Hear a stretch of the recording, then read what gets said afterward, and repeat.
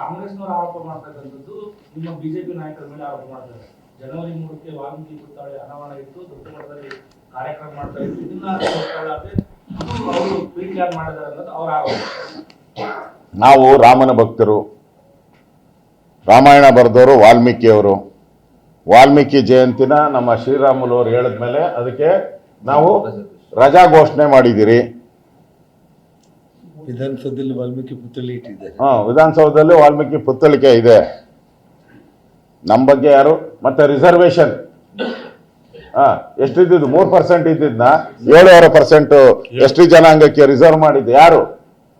That is BJP, Basavaraj Bommai ಅವರು. ನಾನೇ ತಗೊಂಡು ಲೆಟರ್ನ ಸ್ವಾಮೀಜಿ ಅವರು ಕೊಟ್ಟೆ. ನಾನು ಉಪವಾಸ ಸತ್ಯ ಕೂತ್ಕೋದು ನಾನೇ ತಗೊಂಡು ಕ್ಯಾಬಿನೆಟ್ ಡಿಸಿಷನ್ನ ಮುಖ್ಯಮಂತ್ರಿ ಆದೇಶದ ಮೇಲೆ ನಾನೇ ತಗೊಂಡೋಗಿ ಕೊಟ್ಟೆ. ನಾನೇ ತಗೊಂಡೋಗಿ ಕೊಟ್ಟು ಅವ್ರಿಗೆ ಕುಡಿಯೋಕ್ಕೆ ಜ್ಯೂಸ್ ಕೊಟ್ಟೆ. ಅವತ್ತು ಶ್ರೀರಾಮುಲು ಅವರು ನಾವು ಎಲ್ಲ ಇದ್ರಿ. ನಮಗೆ ನೋಡಿ, ಅವರು ರಾಮನ್ ಕಂಡ್ರೆ ಆಗಲ್ಲ. ಕಾಂಗ್ರೆಸ್ ಅವ್ರಿಗೆ ರಾಮನ ಹೆಸರು ಕೇಳಿದ್ರೆ ಈಗ ಅದು ಬಂದಿದೆಯಲ್ಲ, ಜಿ ರಾಮ್ ಜಿ, ಅದಕ್ಕೆಲ್ಲ ವಿರೋಧ ಮಾಡ್ತಾ ಇದ್ದಾರಲ್ಲ. ವಾಲ್ಮೀಕಿ ಆರಾಧ್ಯ ದೈವ ರಾಮ. ರಾಮಾಯಣವನ್ನ ಪರಿಚಯ ಮಾಡಿಕೊಟ್ಟಿದ್ದು ವಾಲ್ಮೀಕಿ ಅವರು. ನಮ್ಗೆ ಆರಾಧ್ಯ ದೇವ್ರು, ಅವ್ರಿಬ್ರು ಆರಾಧ್ಯ ದೇವ್ರೆ. ಕಾಂಗ್ರೆಸ್ ಅವ್ರಿಗೆ ಈ ಕೇಸರಿ ಕಂಡ್ರೇನೆ ಆಗಲ್ಲ, ಇನ್ ವಾಲ್ಮೀಕಿ ಕಂಡ್ರೆ ಆಗುತ್ತೆ ಅವ್ರಿಗೆ. ಅಯೋಧ್ಯೆಯಲ್ಲಿ ವಾಲ್ಮೀಕಿ ಗುಡಿಯನ್ನ ಮೋದಿಜಿ ಅವರು ಬಂದು ಓಪನ್ ಮಾಡಿದ್ದಾರೆ. ಅದರಿಂದ ಅವ್ರಿಗೆ ನೋಡಿ, ವಾಲ್ಮೀಕಿ ಅಂತಾರಾಷ್ಟ್ರೀಯ ವಿಮಾನ ನಿಲ್ದಾಣ ವಾಲ್ಮೀಕಿ ಹೆಸರಲ್ಲಿ.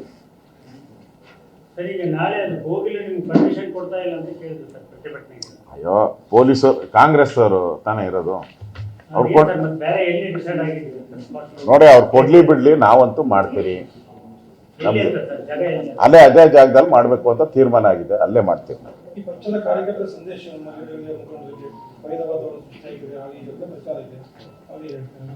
ನಾನು ಬಳ್ಳಾರಿಯ ನಮ್ಮ ಬಿಜೆಪಿ ಕಾರ್ಯಕರ್ತರಿಗೆ ನಾನು ಹೇಳಕ್ ಇಷ್ಟಪಡ್ತೀನಿ, ನಾವು ನಿಮ್ಮ ಜೊತೆ ಇದ್ದೀರಿ.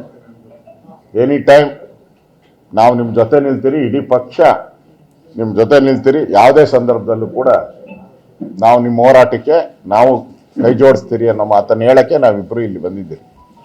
ಅದರಿಂದ ಇಲ್ಲಿ ಎದೆಗುಂದ ಪ್ರಶ್ನೆ ಇಲ್ಲ. ನಮ್ದು ದೇಶದಲ್ಲಿ ನಂಬರ್ 1 ಪಾರ್ಟಿ. ಕಾಂಗ್ರೆಸ್ ಅವರಿರೋದು 3 ಕಡೆ, 3 ನಾಮ. ಈ ಸರಿ ಚುನಾವಣೆ ನಡೆದ್ರೆ 3 ಇರಲ್ಲ. ಅದರಿಂದ ಭಯ ಬೀಳೋ ಅವಶ್ಯಕತೆ ಇಲ್ಲ ನಮ್ಮ ಕಾರ್ಯಕರ್ತರು.